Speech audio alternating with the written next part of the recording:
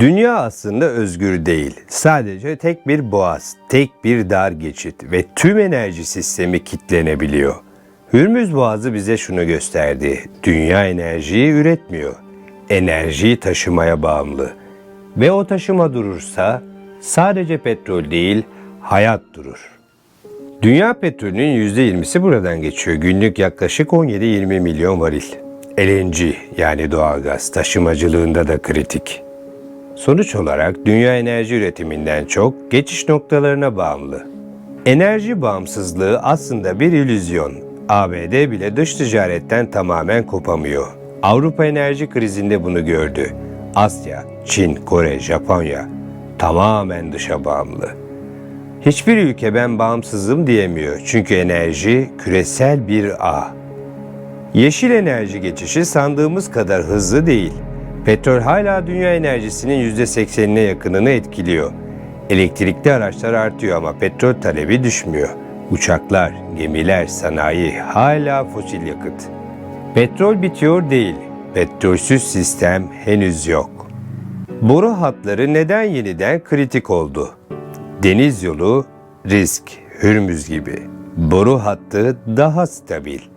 Rusya-Ukrayna savaşı sonrası Avrupa bunu anladı. Gelecek savaşları, boru hatları artı enerji yolları gibi görünüyor. Küresel kriz etkisi, zincirleme. Hürmüz kapanırsa petrol fiyatı fırlar, nakliye maliyetleri artar, gıda fiyatları yükselir, elektrik pahalanır.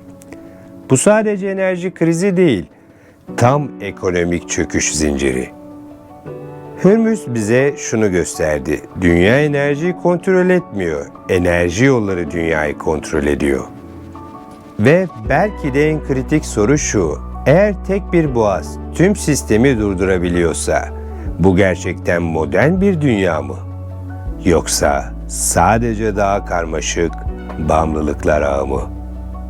Amerika gerçeği, enerji devi ama yine de bağımlı. ABD şu an dünyanın en büyük petrol üreticisi. Aynı zamanda LNG'de de liderliği oynuyor. Kaya petrolü, shale devrimiyle üretim patladı. Ama bu güç bile sistemi kurtarmıyor. Çünkü mesele üretim değil, dağıtım ve küresel denge. ABD üretse bile dünya fiyatları yine etkileniyor. Katar'daki LNG saldırısı enerji kaybine bir darbe vurdu. Katar dünyanın en büyük LNG ihracatçılarından biri. Küresel LNG'nin %20'ye yakını buradan geliyor.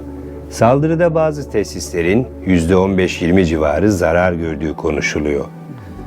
Bu sadece bir ülke değil, Avrupa'nın, Asya'nın enerji hattı. Etkisi gaz fiyatlarını arttıracak. Avrupa tekrar kriz moduna girecek. Alternatif bulmak zaman alacak.